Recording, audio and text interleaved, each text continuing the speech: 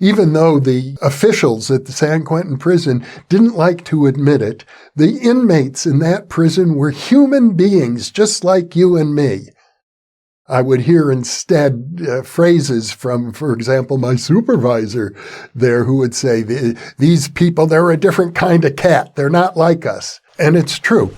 They're not like us in every respect because many of them committed horrible crimes. But 99% of the time, they are like us. They're just like us. Keep watching to learn more. You can now download all 9 copies of the New Thinking Aloud magazine for free or order beautiful printed copies. Go to newthinkingaloud.org. New Thinking Aloud is presented by the California Institute for Human Science, a fully accredited university offering distant learning graduate degrees that focus on mind, body, and spirit. The topics that we cover here. We are particularly excited to announce new degrees emphasizing parapsychology and the paranormal. Visit their website at cihs.edu. Book 4 in the New Thinking Aloud dialogue series is Charles T. Tart, 70 Years of Exploring Consciousness and Parapsychology, now available on Amazon.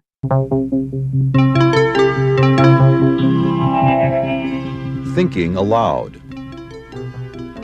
Conversations on the leading edge of knowledge and discovery with psychologist Jeffrey Mishlove.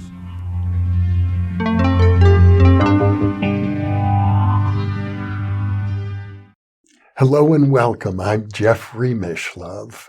Hello and welcome. I'm Jeffrey Mishlove as well. You could say I'm Jeffrey's conversation partner and alter ego in some sense. The reason I like to have 2 of me is I find that it's easier for me to flow and provide a narrative. Today we're going to talk about a difficult topic, a potentially difficult topic, which is the fact that New Thinking Aloud and a number of the guests on the New Thinking Aloud series have been mentioned, sometimes prominently, in the Epstein files.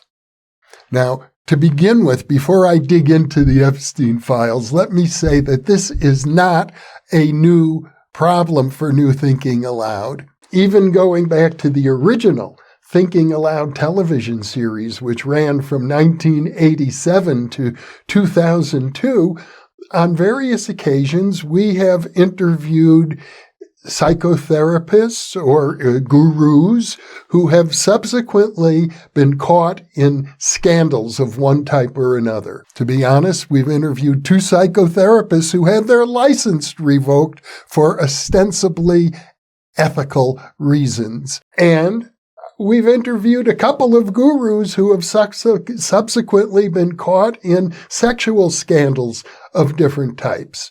So this is not a new problem, and it's useful to talk about how we've handled it. Typically, when this happens, we don't rerun or reboot old videos with these people, but sometimes we have done so. Sometimes, in my opinion, psychologists have had their licenses removed because they were engaged in alternative forms of therapy, such as past life regression therapy, which were disapproved of by mainstream licensing bodies. Sometimes their licenses were removed for other reasons of a more ethical nature and of serious concern. Nevertheless, I can tell you that in some of these cases, we have re-released those videos on the New Thinking Aloud channel because I felt that what they had to say was interesting and important. Now, with regard to the Epstein files, I can tell you that my name is mentioned several times in the Epstein files, and I have never had any contact with Mr. Epstein whatsoever. But it turns out that a number of people who have been guests on this channel have also been involved in email discussion groups in which Deepak Chopra, who was an intimate correspondent with Epstein, and perhaps for all I know even served as a therapist or a medical doctor to Epstein. I don't know all of the details. But it's quite clear that Epstein had a strong interest in consciousness. And there were many, many discussions about the nature of human consciousness between Deepak Chopra and Mr. Epstein that got into the files.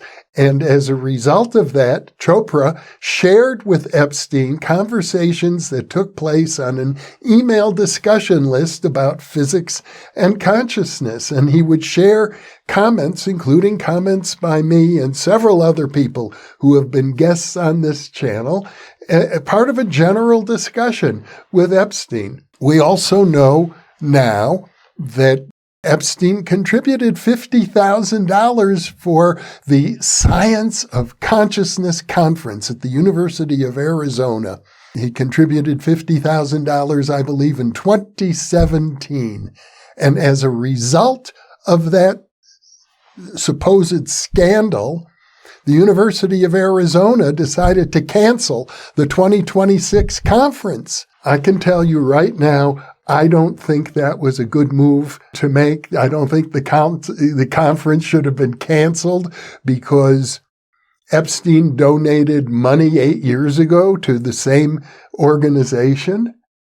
I don't believe in cancel culture.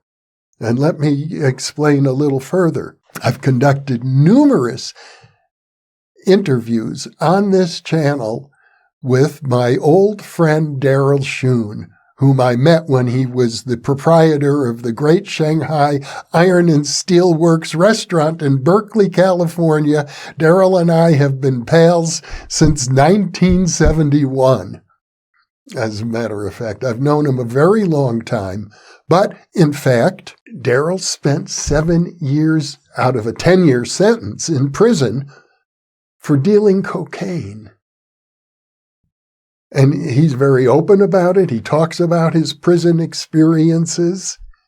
He is now a spiritualist minister. He had something of a conversion experience or an enlightenment experience while in prison, and he discusses it. So I'm very happy to have Daryl on the New Thinking Aloud channel, and he's been a very popular guest with the audience because of his energy. But because Daryl has been a guest on New Thinking Aloud, does that mean that we're encouraging people to do what he did to become a drug dealer? Absolutely not. New Thinking Aloud is an intellectual channel. It is about thinking. And so we put people on this channel because we find that their ideas stimulate thought. We don't always agree with everything that our guests say, and nor do we necessarily agree with the types of people our guests are. I can tell you another example. We have a couple of interviews with James Alcock.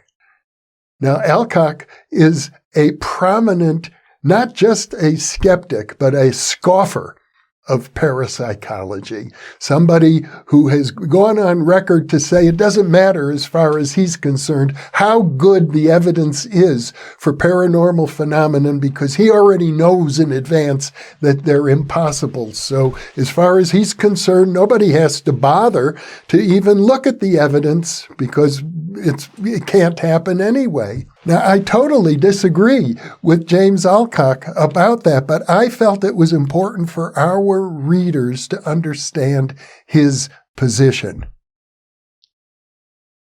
With regard to other guests on the New Thinking Aloud channel who have been in contact with Epstein, it hasn't always been pleasant.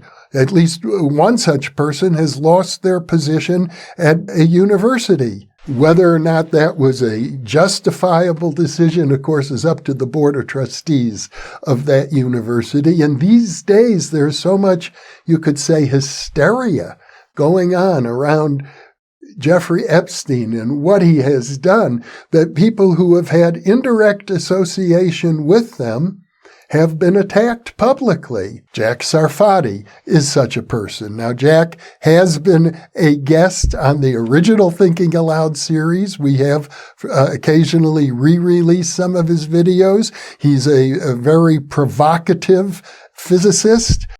I disagree with him about his physics. I disagree with him about his politics. But I have to say, in his defense, that just because he was mentioned by Deepak Chopra, apparently without his knowledge or permission, and his name is in the Epstein files, is no reason for anybody to disassociate with Jack. Of course, one could find other reasons, but that's besides the point right now. So what I'm saying is that knowing what we now know about certain people, we would prefer not to put them on our channel, particularly when those people pose as spiritual teachers, as some do. When a spiritual teacher has been caught abusing sexually the disciples, their devotees, people who are giving them a measure of trust. It's very unfortunate, and we don't want to provide a platform for such people.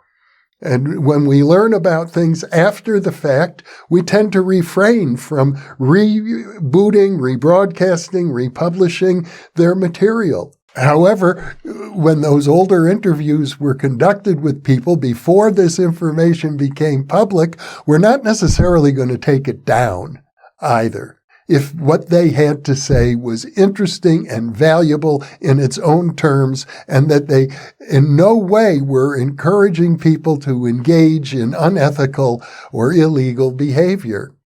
That doesn't mean that we're holding them up as role models. Because New Thinking Aloud is basically a channel about ideas, about thinking, about looking at things in new ways, it's very important to give a voice to marginalized people who don't often get a chance to express their opinions and whose opinions are often very shaky, sometimes very controversial, perhaps completely incorrect. But even an idea that is completely incorrect can be thought-provoking, can stimulate deeper thinking in our audience, and that's what we're going for. I will say, however, that 95% at least of the people that we put on the New Thinking Aloud channel are people who we admire and respect.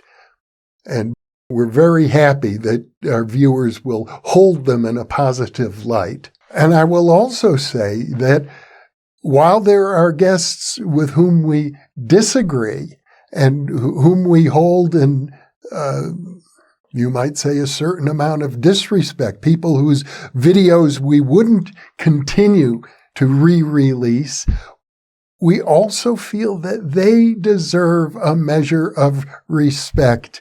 And we would encourage our viewers not to get caught up in the hysteria, almost a witch hunt, going on right now concerning people whose names are in the Epstein files. I'll give you another example that's come up recently. We have some 35 interviews on this channel with my friend Jason Reza Georgiani.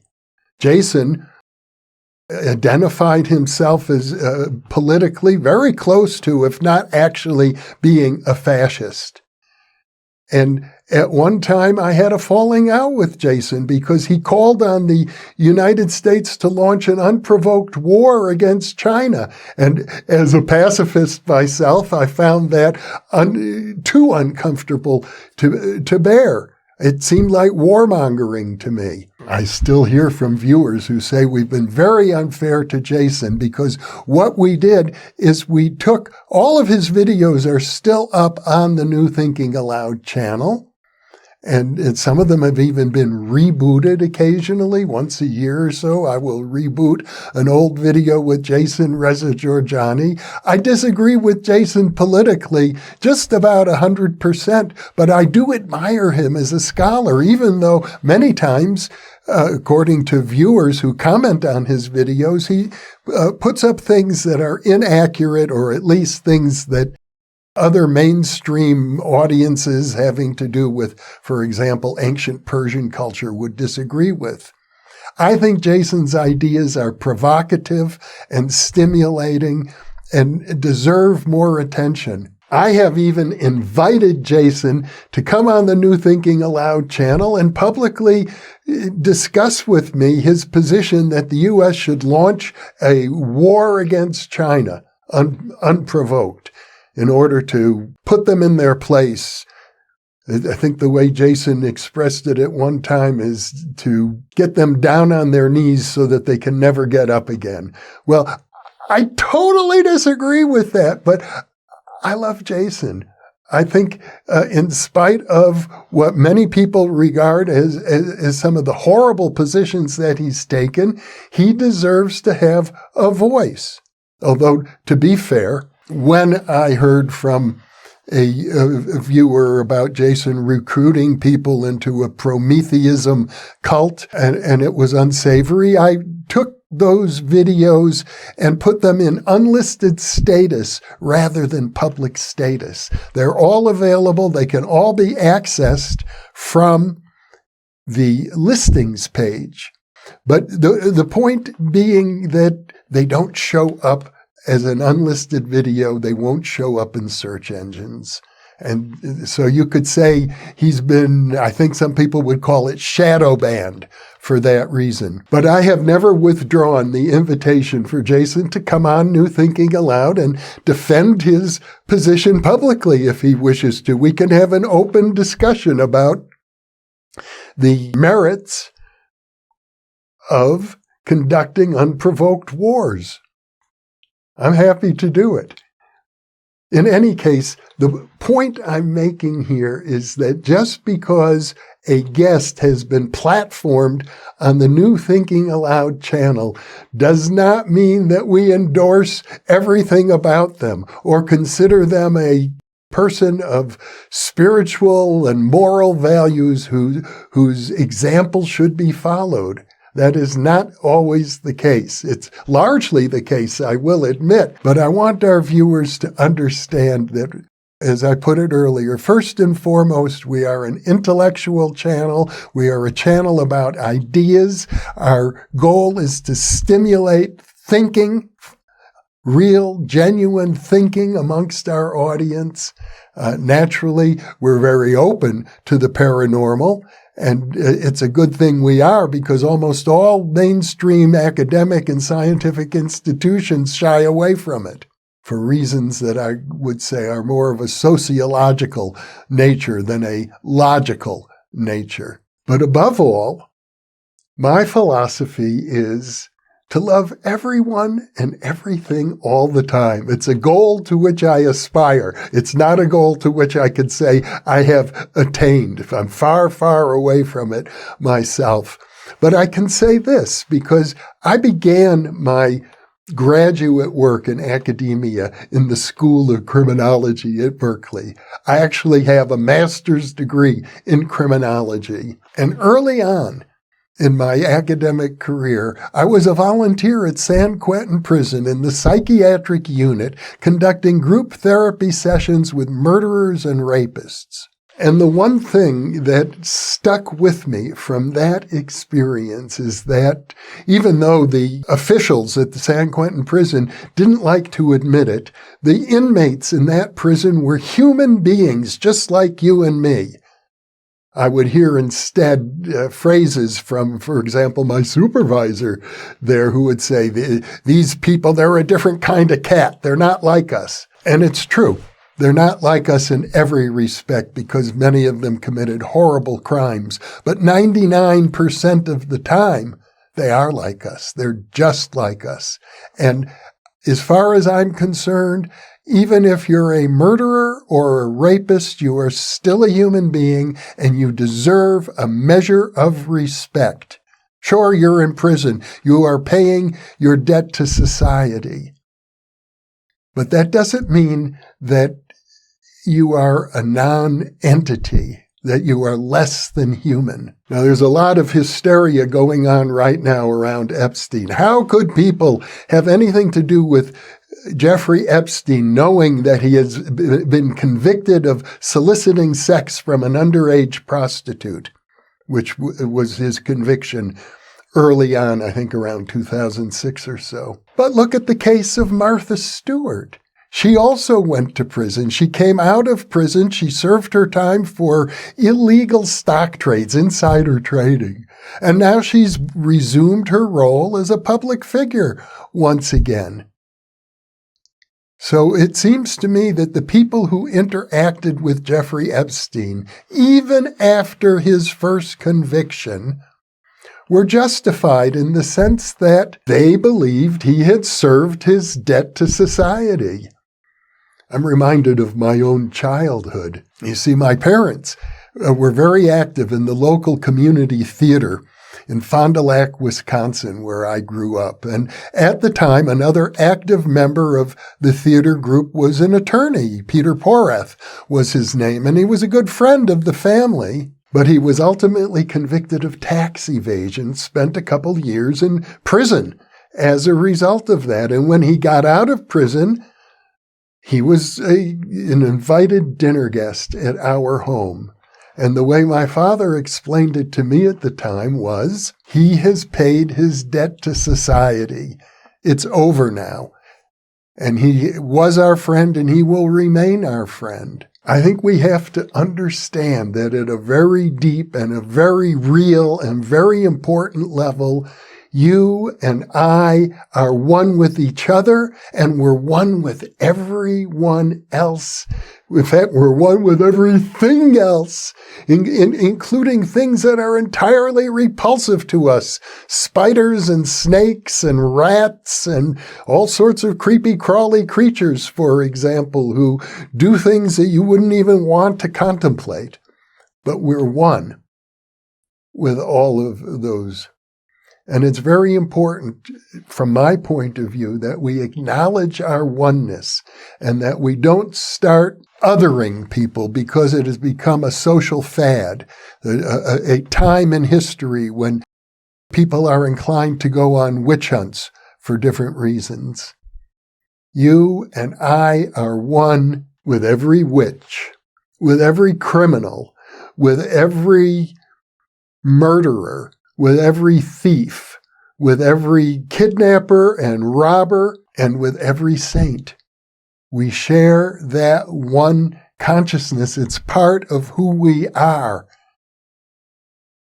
And to the extent that we can love ourselves, then we can love everyone else, regardless of what they say, what they do, what they think, what they feel, and how we say, do, think, or feel with regard to them as well. Love can be unconditional and greater than all of our social fabrications about good and bad, right and wrong, up and down, and the various dualities in which we are immersed. So, having said all that, thank you for listening to me. Thank you for being with me and with us.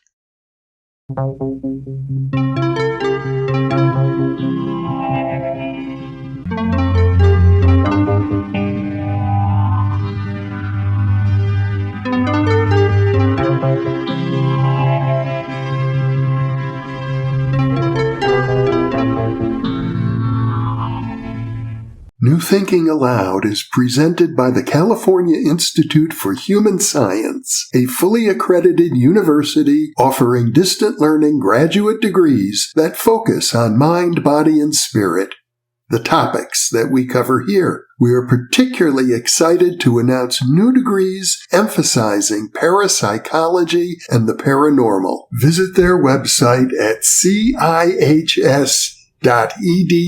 You can now download all 9 copies of the New Thinking Aloud magazine for free, or order beautiful printed copies. Go to newthinkingaloud.org. Book 4 in the New Thinking Aloud dialogue series is Charles T. Tart, 70 Years of Exploring Consciousness and Parapsychology, now available on Amazon. For early access to our videos and live stream events, sign up for our free weekly newsletter at newthinkingaloud.org.